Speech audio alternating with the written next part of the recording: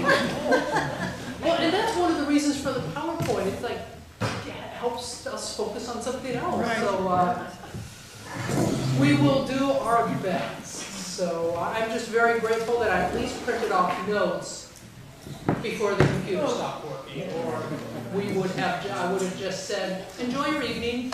Let's just chat. Chat among yourselves. Okay, let's start out with a story, because who doesn't love a good story? When the great Rabbi Israel Baal Shem Tov saw misfortune threatening the Jews, it was his custom to go to a certain part of the forest to meditate. There he would light a fire, say a special prayer, and the miracle would be accomplished and the misfortune averted. Later, when his disciple, the celebrated Maggid of Mezerich, had occasion, for the same reason, to intercede with heaven, he would go to the same place in the forest and say, Master of the universe, listen. I do not know how to light the fire, but I am still able to say the prayer. And again, the miracle would be accomplished. Still later, Rabbi Moshe Leib of Sasov, in order to save his people once more, would go into the forest and say, I do not know how to light the fire, I do not know the prayer, but I know this place, and this must be sufficient. It was sufficient, and the miracle was accomplished. Then it fell to Rabbi Israel of Rizin to overcome misfortune. Sitting in his armchair, his head in his hands, he spoke to God. I am unable to light the fire, and I do not know the prayer. I cannot even find the place in the forest. All I can do is tell the story, and this must be sufficient. And it was sufficient. God made people because God loves stories. Good. It's actually one of my favorite stories. That's a good one. It is a good one. It is a good one. And that's really what the Passover meal is all about. It's about the story. And the story that it's about, we talk about it's about the Exodus, but when it actually comes to the Seder meal itself, the story that they tell is just a few verses from the book of Deuteronomy. It's chapter 26, verses 5 through 9. And we will be starting our service on Maundy, Thursday with this reading. A wandering Aramean was my ancestor. He went down into Egypt and lived there as an alien, few in number. And there he became a great nation, mighty and populous. When the Egyptians treated us harshly and afflicted us, by imposing hard labor on us, we cried to the Lord, the God of our ancestors. The Lord heard our voice, and saw our affliction, our toil, and our oppression.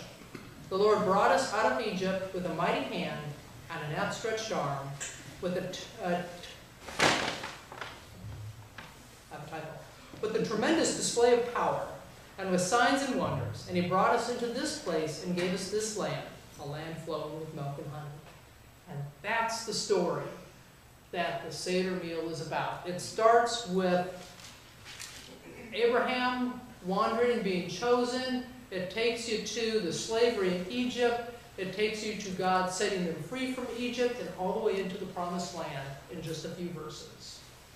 And at the Seder meal, that is the story that is retold to everything that happens there. We're going to spend this evening really talking about the Seder meal itself. What's in it? What's the symbolism of the various elements of it? A little bit about how it came about. A little bit at the end about what is it teaching? What are the values that this meal, this ceremony imparts to those who take part in it?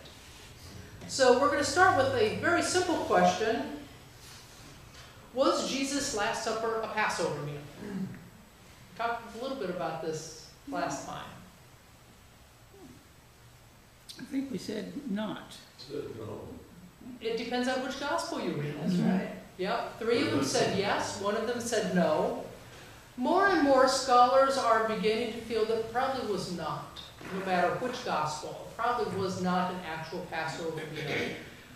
Everything that is recorded in the Gospels, all 4 of them, about what happened there, are things that might happen at a Jewish family meal in those days.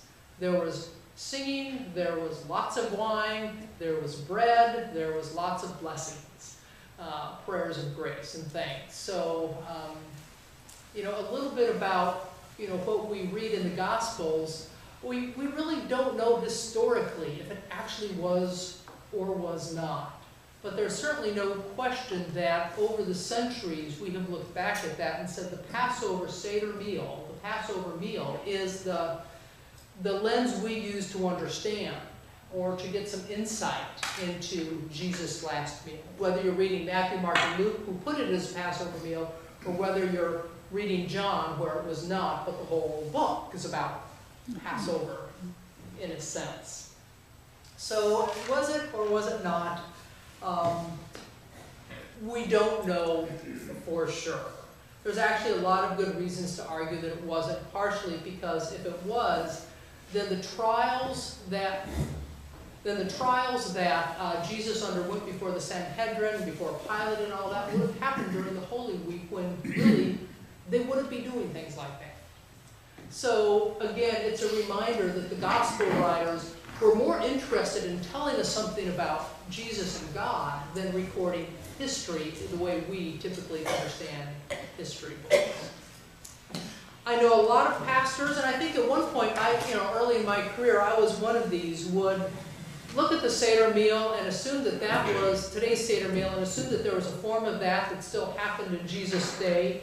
And I've heard people argue, well, there had to have been more than just the 12 disciples there at Jesus' Last Supper, because at a Seder meal, there's always children who have to ask the question. There's always a woman who has to light the candle, so there must have been children and women there. Well, that assumes that the Seder meal that is conducted today hasn't changed much for 2,000 years. And it has changed a lot in 2,000 years. A little bit of the history of that. There's an Israeli Talmudic scholar, Joshua Kulp, whose main area of emphasis is studying the Talmud, the Mishnah, which is, the Talmud is the compilation of the written version of the oral law that was told for centuries and centuries, before Jesus' day, through Jesus' day, a little after that.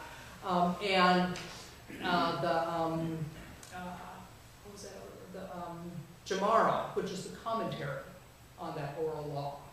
That's what we mean when we talk about the Talmud. And this guy's an expert in that, and he goes all the way, studies all the way back to the earliest days when it began to be put down in writing.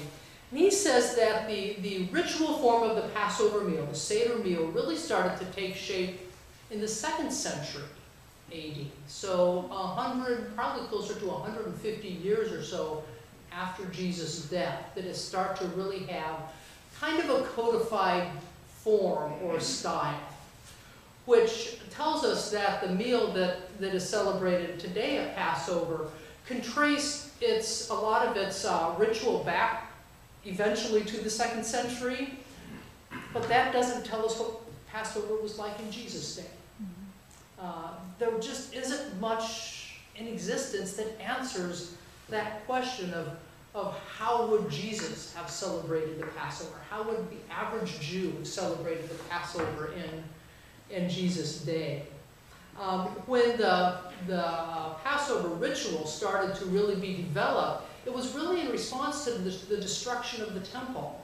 The temple was the focus of the Jewish religious life, and their sacrifices were conducted at the temple, and people would gather there. And when the temple was destroyed, they needed to find another way to continue their expression of their religious faith. Joshua Kulp, in studying this, in talking about how that ritual developed, he said, after the destruction of the temple, the ritual was developed as a replacement for the lost rituals of the temple. The Jews needed to create an alternative, a different way of expressing their faith, or abandon their faith. They either find a way to adapt to their changing circumstances, or they turn their back on their faith. And so that's what he says about how it first really became codified as, okay, we shall do this, this, this, and this for our meal. There is a manual for doing the Seder. These are all a few different versions of it. There are literally thousands of different versions of the Seder meal. This particular one, I'll pass a couple of these around, but this one is actually, if you went to Springfield, Illinois, and you were a member of the Jewish synagogue there, this is what they would hand you as the model, the order of worship, you might say, for your Passover meal at home. Send a couple of these around. A couple of them I'm going to keep up here because I'm going to be reading a couple things out of them. In the 9th century, I think I might have said, is when these really started to be expanded into kind of what you see here. But even after the 9th century, other things were added. Hymns were added about the Middle Ages. That's not that they didn't sing songs before then. Sorry, one back. But really, well, and other prayers were added. But it's the 9th century. It starts to look a little bit like it does today. And then kind of like we expand on our rituals and say, oh, we're going to do one with this emphasis or that emphasis. You know, Jews do that too. So for example, there's a feminist version of the Seder meal. There's a liberation theology version of the Seder meal. So, you know, and they're all slightly different. And they all appeal to different people and different understandings. So, in Jesus' day, that still leaves us with the question, though, what would Passover have looked like for him? There really isn't anything that tells us. The rabbinic literature was all written after about 70 AD, and so we are learning a lot about how they celebrated it then. And there's just a few things here and there that tell us what the celebration might have looked like in Jesus' day. One of the only references I found was Rabban Gamaliel the Younger. We think it was the younger. It could have been his dad, the elder. The younger actually taught after 70 AD. His dad, the elder, died, and I think it was 52 AD. But whichever one it was, said, whoever does not make mention of the following 3 things on Passover has not fulfilled his obligation, namely the Passover sacrifice, unleavened bread, and bitter herbs. 3 things. So if you gathered for a meal and you talked about the Passover sacrifice, the lamb there, probably had some there. If you had your unleavened bread and talked about that, if you had your bitter herbs, and the bitter herbs represent the mortar that the Hebrews had to use to make their bricks in Egypt, if you talk about those 3 things, then you have fulfilled the biblical injunction to celebrate the Passover. Who knows? Maybe that was all that Jesus did with his disciples. Again, we don't know. We're making our best guesses. But it is interesting to note that at least at one point, there was a school of thought that said, all you have to do is talk about those 3 things. You know, no mention of all the cups of wine, no mention of the extra bitter herbs or the egg or things like that. Those 3 things. But again, remember what Passover was about? Telling the story. So they had the main elements there to tell the story. So that was kind of there. Jonathan Kalawans, professor of religion at Boston University, in answering the question, what would Jesus have done? Said, presumably, Jesus and his disciples would have visited the temple to slaughter their Passover sacrifice. Then they would have consumed it along with unleavened bread and bitter herbs as required by the book of Exodus. And presumably they would have engaged in conversation pertinent to the occasion, but we cannot know for sure.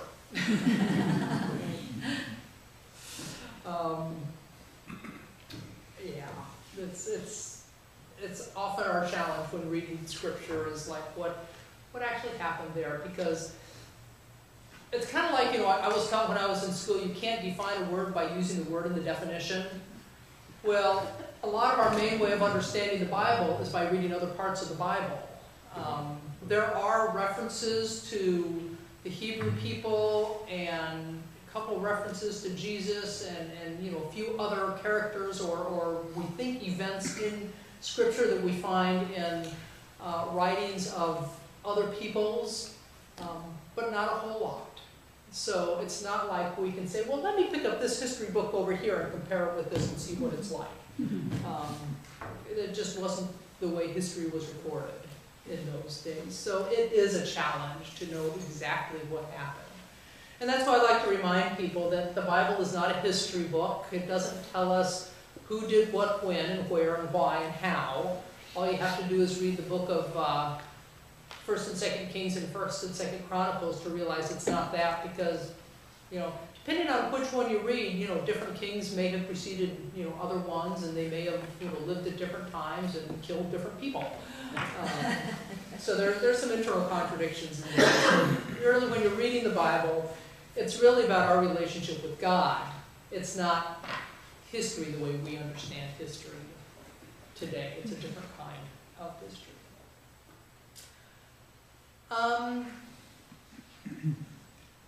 The form of the Seder meal. It does stem from those days when a family would sit down and share the Passover lamb together and tell the story. After the destruction of the temple,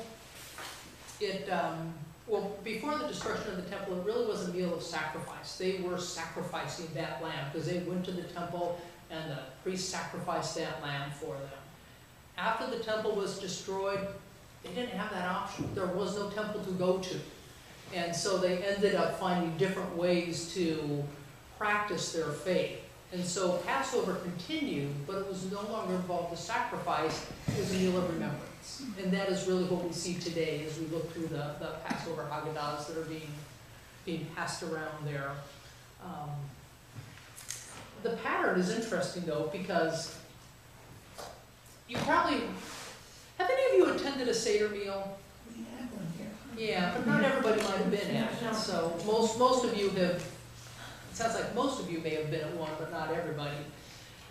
So, in some of the Haggadahs, the word Haggadah just really means telling. It's the telling of the story, but it's come in practice to mean the manual for the Passover meal. By the way, did you all notice if you're looking through that book, you have to start from the back? Yeah. Yeah. Because Hebrew and Aramaic is the language of it, and they go from right to left, back to front. So, like this one right here, yeah, you just start and read down and then read it down and keep going. And you see, you know, pay attention to the page numbers there. So, just one of the unique things about it. But in some of the Haggadahs, they talk about, you know, how their ancestors reclined at the table as they ate.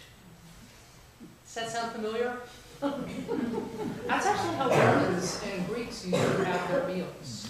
If you were a person of wealth, you did not sit at a table, you had a couch next to the table, and you reclined. It was a symbol of someone who was a free person. And so we're not doing that next Thursday. I don't think we have enough couches. Guess we can tell you all bring your sleeping bags and we'll try that. We're about to have room for that. So we will sit in chairs. But if you think about Passover being one of the symbols of Passover is we're moving from slavery to freedom, that image of reclining at the table while you eat this meal is a way of saying, we're free now. You know, we are no longer slaves and we will eat as free people. Nachman Globser is actually one of my college professors. He's actually, I think he edited one of the books that's gone around, and he also edited this one here. And he talks a little bit about the connection between the Jewish Seder meal and those ancient meals of the Romans and Greeks. And I'm just going to read it because there's some fun stuff in here. A general acquaintance with the dinner of antiquity will be helpful for understanding the ritual of the Seder. The dinner of Greek and Roman antiquity usually began with wine and hors d'oeuvres, which the diners on ceremonious occasions frequently took while seated in the antechamber, so not in the dining room, outside that.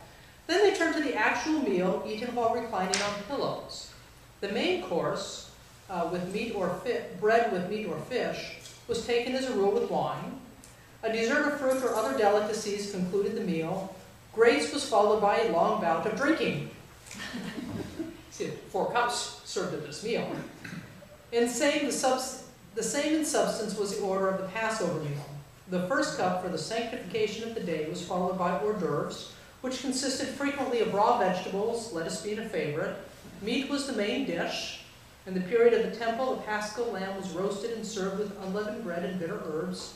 The second cup of wine accompanied the main dish. The text of the Mishnah leaves no doubt that immediately after the hors d'oeuvres, the first dipping of raw vegetables, the main dish was served. At this point, the child would express his amazement at the strange procedure and ask the customary questions. The answer, which traditionally had to begin with the story of the humiliation of the Israelites to end with the one of glory, and then he refers to that text we just read. So there's a teaching. And then the meal was followed by 2 cups, one after the usual of grace, the other after the chanting of psalms. And this is the fun paragraph. In the course of centuries, the ritual of the Seder has undergone only one decisive change.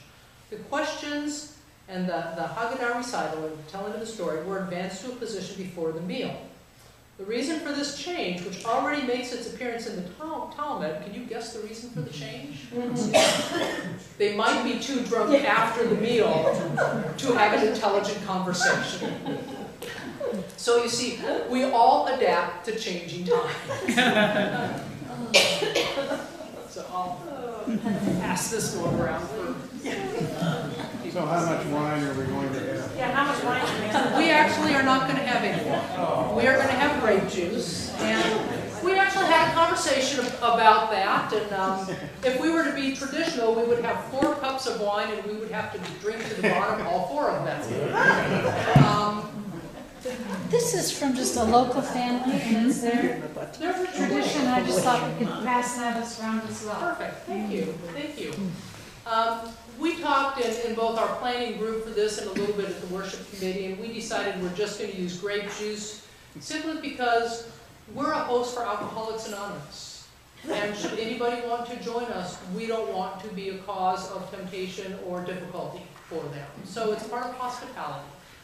And it's part of welcoming the stranger, which is an important part of the Passover tradition, is there's always room for a stranger. In fact, many families make a point of inviting a guest to their meal because the part of what Passover, the story of Passover is, you were once strangers and aliens in a foreign land. Therefore, you shall welcome the stranger. And so that becomes a part of the Passover meal. And so, because we want to be hospitable to those who may come and those who may already be in our midst, we will be having grape juice at the Passover meal. Will we have to drink 4 cups? As someone who really doesn't like the taste of grape juice, I am not going to make you down 4 cups. But I will ask you to take 4 sips. Will there be an intermission for a potty break?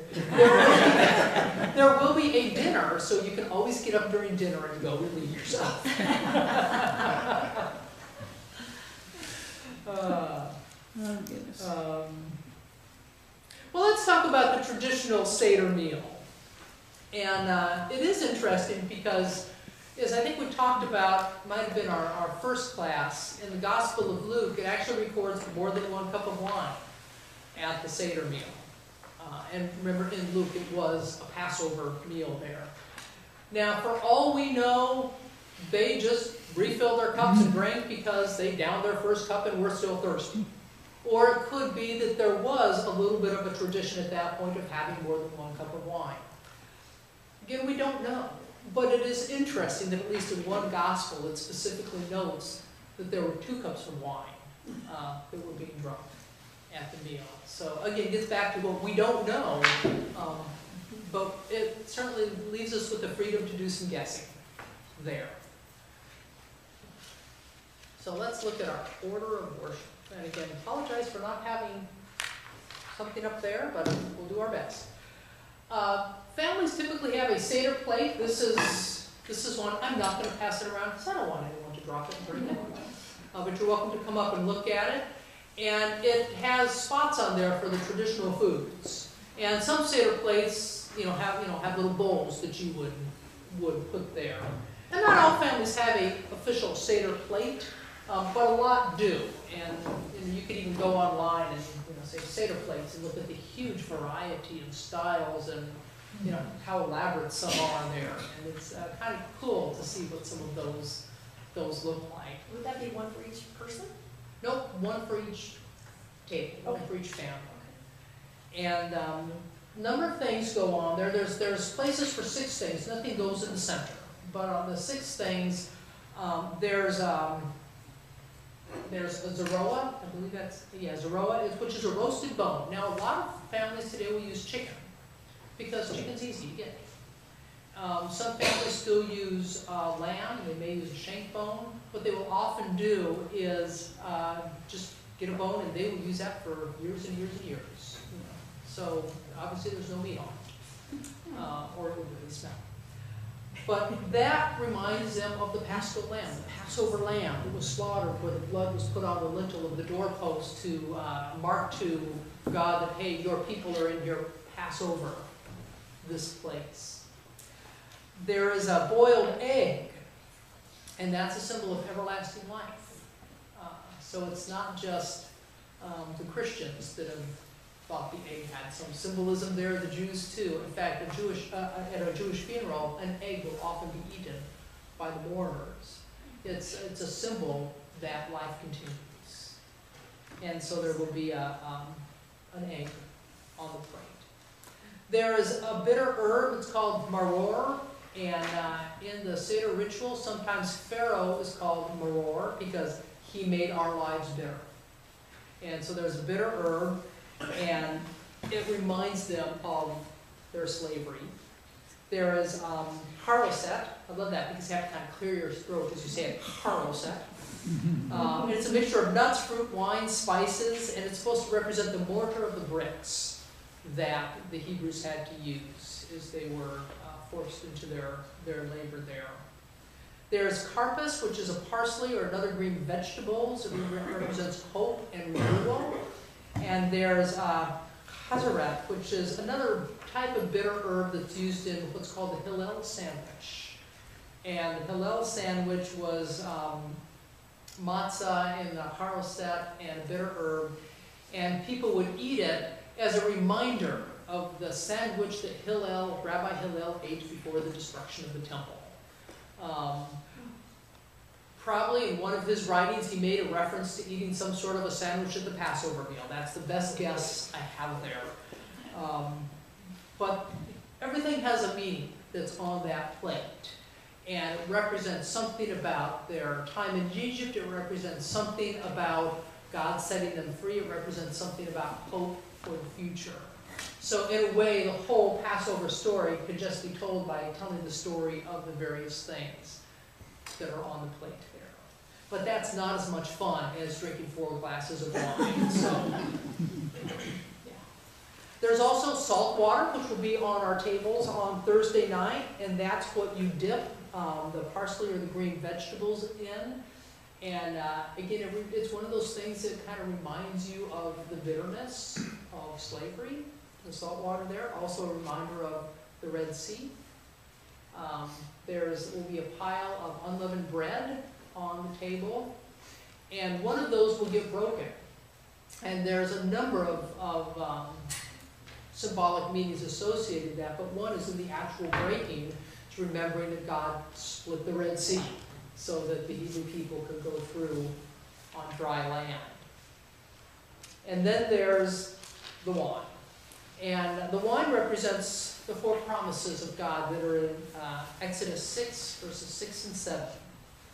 I will free you from the burdens of the Egyptians. I will deliver you from slavery. I will redeem you with an outstretched arm, and I will take you as my people. So 1 cup for each of the 4 promises of God. So there's a good excuse if you want to. I'm just remembering the promises of God. Don't die. I'm sorry, I just love what Nachman Globser said in his commentary about, you know, everything had to be moved up earlier because people just got a little carried away afterwards. I don't know if that still happens in Jewish Seders today. It will not happen. So let's talk about the actual order of the meal. And this is roughly what we will be doing next Thursday night. I will say though, our Seder service will be a whole lot shorter than the traditional one. A traditional one will be 3 or 4 hours long. Ours will probably be about an hour and a half. We're doing kind of the light version of it. But it begins with a blessing. every Jewish meal begins with a blessing. Every ceremony begins with a blessing. So the Seder begins with a blessing and that first cup of wine. And that first cup of wine really says we're starting out this service remembering what God did for us. God has promised to free us, and God has freed us. So it's lifting a glass and toast in gratitude for what God has done there. There is washing of hands. Now, we aren't going to go through the hand washing ritual next week, but what's unusual about this is usually at a meal when they wash their hands, they say a blessing with that. They don't at this point. But they are about to eat food, so they say it's just appropriate to wash your hands before you eat food. So our mothers probably got that from there. You will wash your hands before dinner. So they wash their hands, and then they go to the karpas, the blessing for the green vegetable, the parsley or sage or parsley or celery. Celery, I think, is what we will be having for our meal. And it's dipped in the salt water. And one reason it's dipped in the salt water is not only to remind yourself of also the bitterness. You have the slightly sweet thing with a slightly bitter thing, but it's to arouse the curiosity of children. Passover is a teaching tool. It is to teach the children. It's to pass on the faith from one generation to the other. And as anybody who has kids know, the best ways to engage kids in learning is to do something other than just talk at them. You get them involved in doing something. You find a way to pique their curiosity.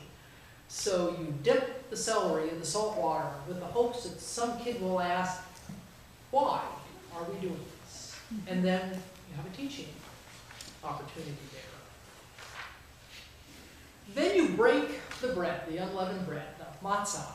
Matzah is often an unleavened cracker. We're actually going to use pita bread for us, unleavened pita bread. And the piece that gets broken is a really symbolic piece, because not only is the breaking of it a reminder of God splitting the Red Sea, the bread itself is called the bread of the poor. And it's sometimes translated as the bread of affliction. It's sometimes translated as the bread of the simple. But it is a reminder that there are those who are hungry. And we always need to leave some. We can't eat it all. We always need to leave some of that bread, because there is somebody who is hungry who may need that. So it also goes back to that idea that you were poor in Egypt. It goes back to that idea of hospitality to those who may be the alien among you, who may not have much. So that piece that gets broken is a reminder that there are hungry people in the world, and we are to share our bread with them. After you do that, you tell the story. And this is where you see a lot of variety in the books that are going around, and over the centuries, a lot of variety in how this happens. There's the questions that children ask. Why is this night different from all other nights? On other nights, we eat regular bread. Why is it unleavened tonight? Teaching opportunity. On all other nights, we eat herbs and vegetables of any kind. Why do we only eat bitter herbs this night? Talk about the slavery in Egypt and how hard life was. On all other nights, we don't dip our herbs or vegetables at all. Why do we dip them tonight? Again, it's a reminder of what God has done for us, of how bitter things have been, and how God has set us free from that. And on all other nights, we eat in a normal manner. Why all this ceremony tonight? And again, these are all, the whole night is designed to encourage the curiosity of children and the curiosity of those who don't know why we're doing what we're doing. And so the whole service is supposed to be a teaching moment. You remember, I think again it was our first night, we talked about the scriptures in Exodus and Deuteronomy, the commandment, you shall teach your children. And when they ask why you do this, you say, it is because of what the Lord did for us in Egypt. It's a teaching tool. And at the other parts of the storytelling that some of the Haggadahs will have and some won't. I referred to one last week. Some will have the teaching about the 4 sons. There was the wise one, the wicked one, the simple one, and the one who doesn't know how to ask the questions. So they'll talk about those 4 songs. There's another tradition in some Haggadahs that will recite the 10 plagues, and they will spill a drop of wine for each plague as a reminder that this was suffering for others. Part of Passover, the Passover celebration, a key part of it is you are not allowed to celebrate the death of your enemies. You are not allowed to celebrate the suffering of those who are against you. And so the spilling of that drop represents God's tears for them. Don't know. Just a sec. There was, I don't think I bookmarked this one, but there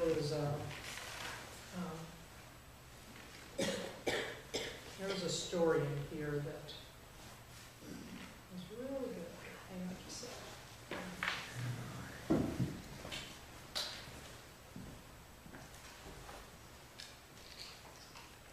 I'm not seeing it offhand. But it's the story of how after they aren't leaving because they don't like me.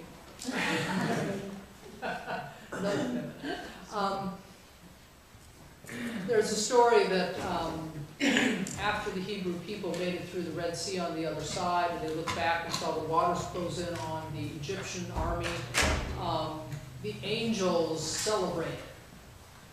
And God put a stop to it right away. How can you celebrate? My children are dying. And so spilling that drop of wine after reciting each plague is a reminder that those are God's children too. We are not to rejoice over the suffering of our enemies. There is a prayer, which I think some of you have mentioned in conjunction with the Seder meal that we celebrated a number of years ago. De'enu, it is sufficient, it is enough, and it is a prayer of gratitude. And I'm not going to read the whole thing, and there's long and short versions of it. But this one, how thankful and grateful must we be to God for all the marvelous things God did for us. Had God delivered us from Egypt and not punished the Egyptians, it would have sufficed. Had he punished the Egyptians and not destroyed their idols, it would have sufficed. Had he destroyed their idols and not slain their firstborn, it would have sufficed.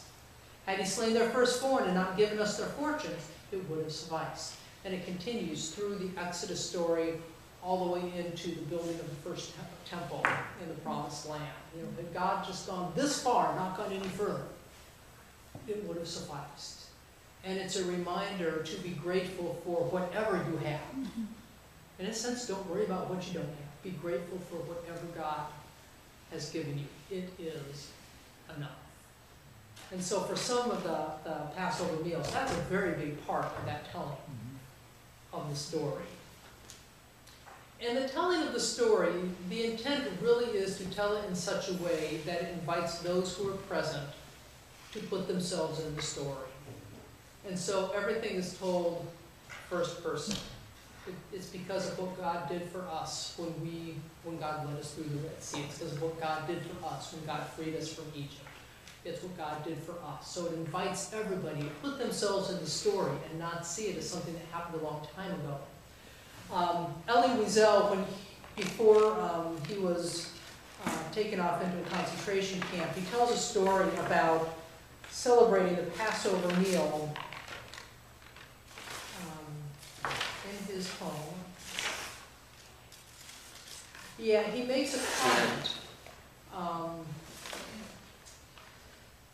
The last Passover he celebrated at home in his family, with his family. By then the region was infested with Germans. In Budapest they were already planning the deportation and liquidation of our communities, only we did not know it. The Russian front seemed close. At night we heard the cannons, we saw the sky turn red, and we thought that soon we would be free. The authorities had forbidden communal prayer in the synagogue, so we arranged to hold services in our house. Normally on Passover Eve we would chant the melodies with great fervor. Not this time. This time we only murmured the words. I remember that Seder, and I shall always remember it.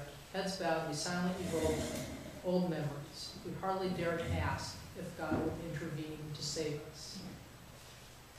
He has often not intervened in the past. Would he this time? And then he says Passover is also a story of hope. So Passover recalls that at one point God did save them. And it's important, I think it's important to acknowledge this, that God doesn't always, save us. Not in the way we might always want. Never doubts God's presence in that story there. But no matter what, Passover is always a story of hope. If God did that once, maybe this time, God will do it again. And so it became something for them to hang on to at some of the worst times.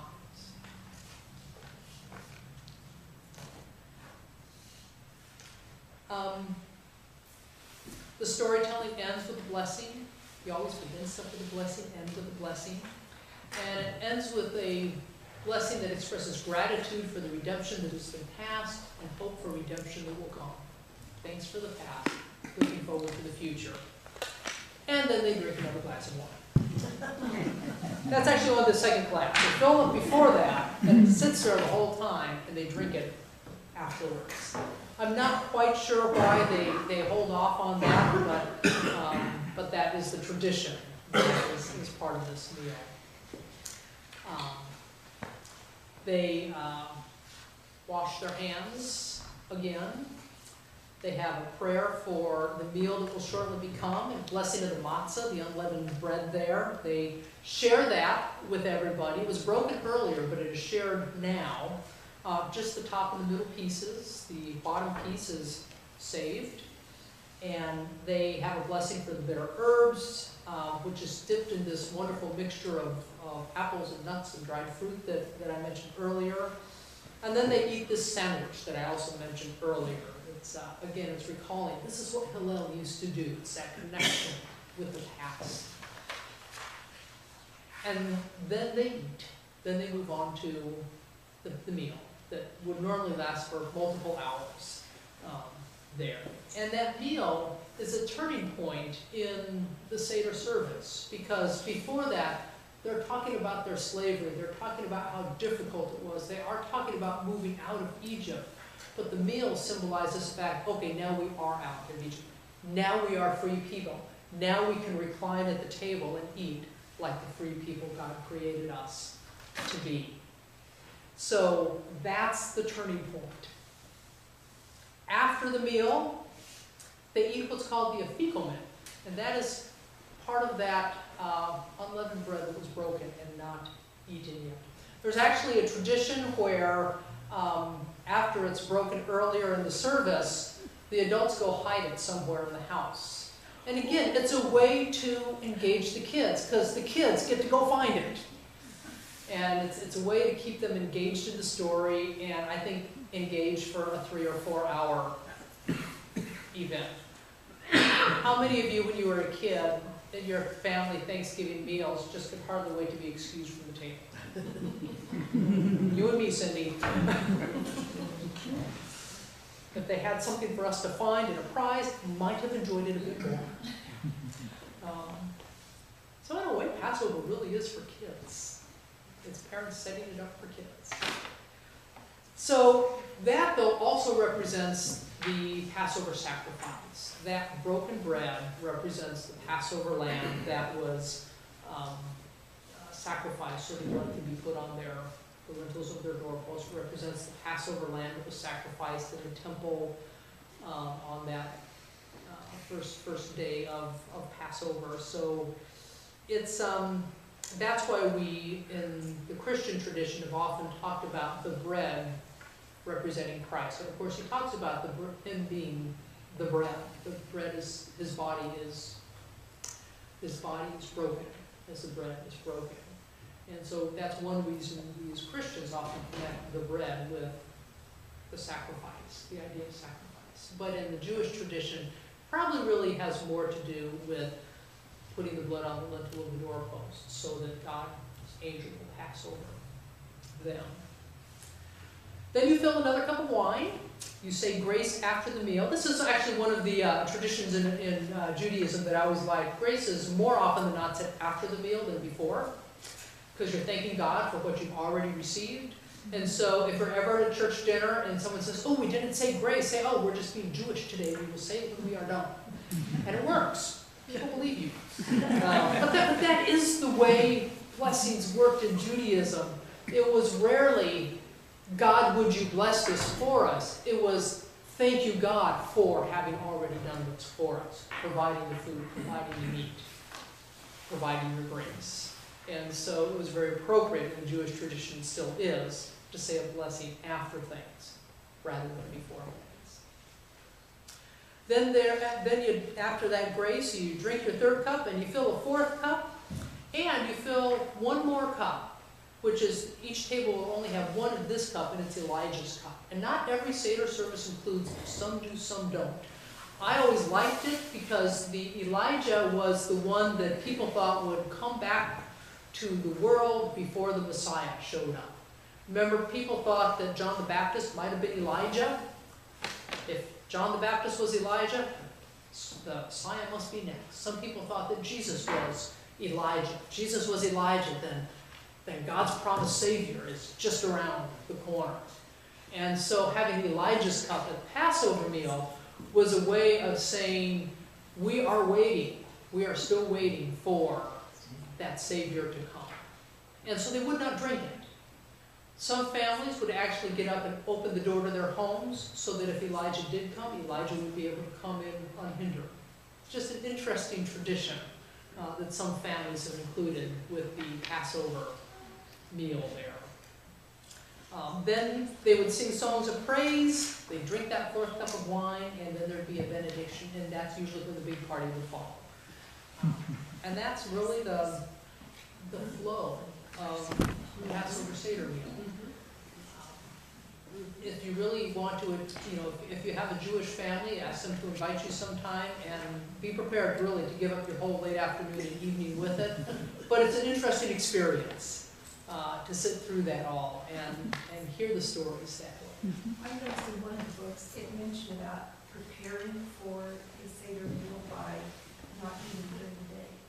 Yep, not eating during the day so that you appreciate the gift more. Also, the day before, removing all the leaven from the house. Symbolic that they ate that unleavened bread and the leaven didn't have a time to rise there. So yeah, there are various rituals involved in preparing for it. We're not going to do that here. What are some of the values that you think, or that as I walk through all this in the last 2 weeks, what are some of the values that are taught in the Passover celebration? Any come to mind? Patience. Patience. Because it's a lot of hours. It's a lot of hours, yes. Yeah, I hadn't thought of that one actually. Thank you. Yeah. Responsibility to teach tradition. Yes. The pass on the face. Yeah. Anything else pop up? You talked about going from family to community or individual to community. Yes, because it definitely connects you with the larger community, whether they're sitting around that table or not. Yeah, it's a community feast celebrated among families. Selflessness, when you said that they were to invite strangers or have anyone join, or have someone else join them. Yes, and sharing. And sharing. Yeah. A couple of the other things that one of the values it teaches is the value of freedom and the strong belief that human beings are created to be free and not to be enslaved to anyone or anything. And as conversation flows around the table at some of these Seder meals, you may find people talking about the other things that enslave them, addictions. Actually, I'm thinking of I forgot the word I was after, but anyway, workaholics, that's what I was thinking of.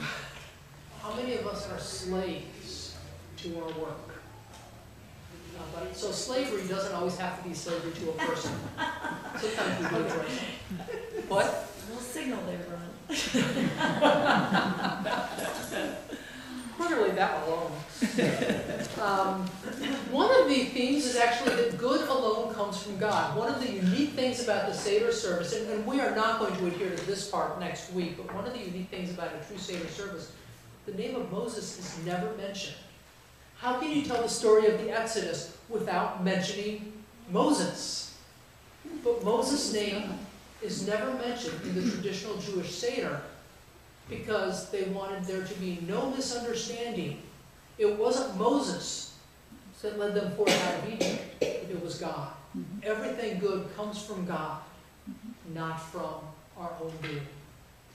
And so Moses is noticeably absent from the Jewish Seder, which I think is a challenge to us sometimes as churches, as we put plaques all over the place about notice this person and what this person does and what this person has done. In the Seder meal, it's a reminder that they may have done good things, but it was because of God. And God is the one who gets the ultimate glory. And so Moses is absent from the whole story. It teaches the arrogance of power. Pharaoh, who naively thought that he had the power to keep these people enslaved. He had the power to go against God and be okay. So the arrogance of power. Power is not always as absolute as we might think it is. By the way, some of these I got from a list of a rabbi I used to work with in Illinois as I put this class together first a number of years ago. He said, another value, eating, drinking, and feasting is a way of serving God. We as Presbyterians know the truth of that because we can eat, drink, and feast with the rest of them, come to one of our potlucks. Right.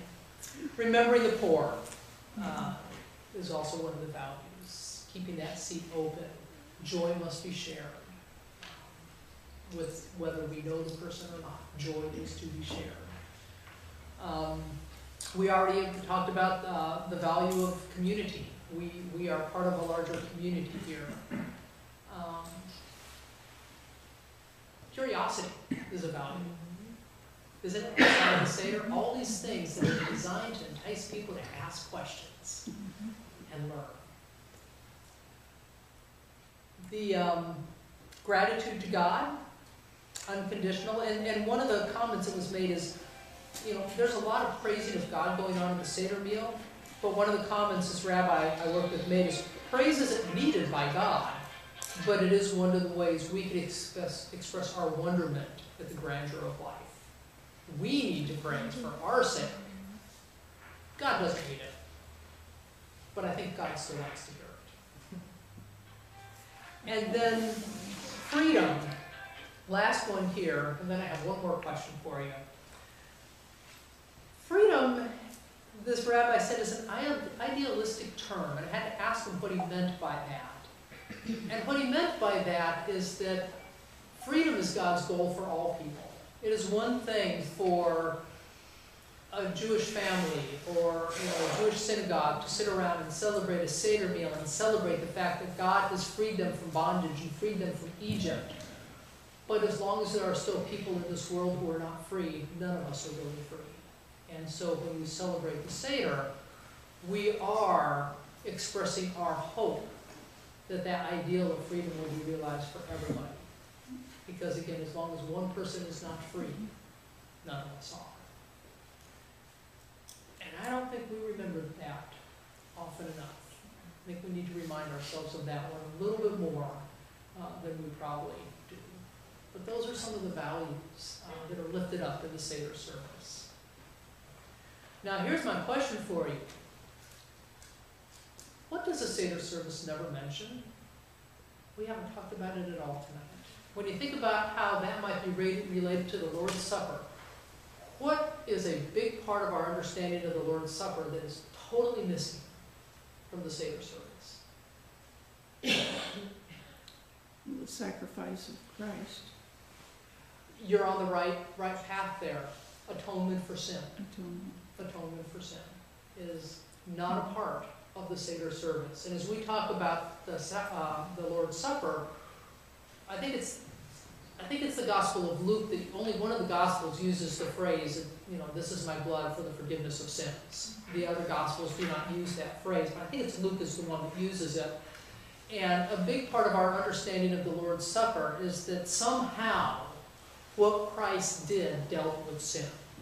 And I say somehow because there's a whole variety of ways that theologians have looked at that and tried to help us understand it. But sin and atonement is somehow a part of that. And that's not a part of the Passover meal at all. There was no sin offering involved. There was no, oh, we have done wrong, forgive us. It is all about God's grace to us, regardless of who we are. God set us free from Egypt. God did not have everybody go through a lie detector test to see who, committed various sins to decide, okay, you can leave Egypt and you can't. Everybody was led forth out of Egypt. Everybody was provided bread when the manna fell from heaven. Everybody got water when they were thirsty. Everybody got meat when they were hungry. There was in that Passover story no mention of the fact of the need for forgiveness, of the need for any kind of sacrifice for sin. And that is such a major part of our understanding of the Lord's Supper. That is a whole other class. But I hope that looking at some of, how one of our related faiths celebrates the Passover and looking at some of the history back behind it, I hope adds another layer of richness to your experience of the Lord's Supper.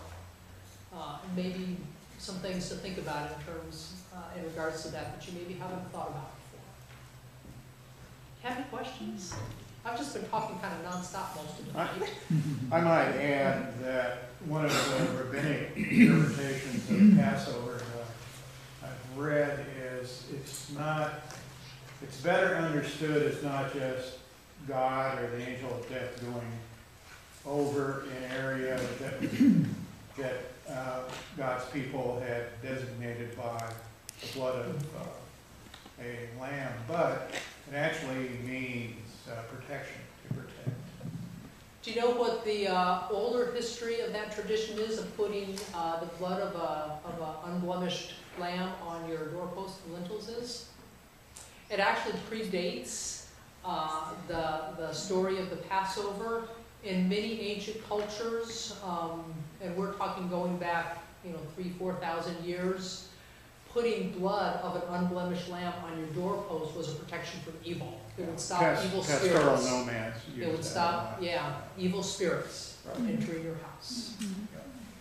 So, about 20,000 years ago on back, I think. But I think it's interesting that it really means to protect more than, seems kind of cavalier just to, okay, you're good because you did this and everybody else dies. I think in one of the books here it mentioned 20% of the Israelites were saved and the other 80% were not because they wanted to stay. yeah, and of course that was legend, so who knows? Yes. Nobody knows. Well, it's tradition too. Yeah. Yeah. Anything else? Who did all the praying and blessing? Quite frequently, it was the father in the household. The father was typically the main leader of the oldest male family member, I should say, was typically the main leader. But these days it could be anybody because there's different understandings of who could be leaders these days in the role that people can play. But typically it would have been historically a man. Anything else? I think it's good to remember that not all the people who left Egypt entered Egypt at the same time. Mm-hmm. They came, there were a variety of people who came over many, many years, and they could not be called Hebrews at that time. But when everybody left, those who were not a part of the tradition left with them and became a part of the tradition. I've always thought that that was highly symbolic, that Yeah. God called not only his immediate people, but those who were going to be his people. Well, it reminds us of that time that God called Abraham to start with, and God called Abraham so that he could be a blessing to the nations. Exactly. Yeah. Not just to his family, but the nations. Mhm. Yeah. Mhm. Anything else? Well, thank you for joining us for class. I hope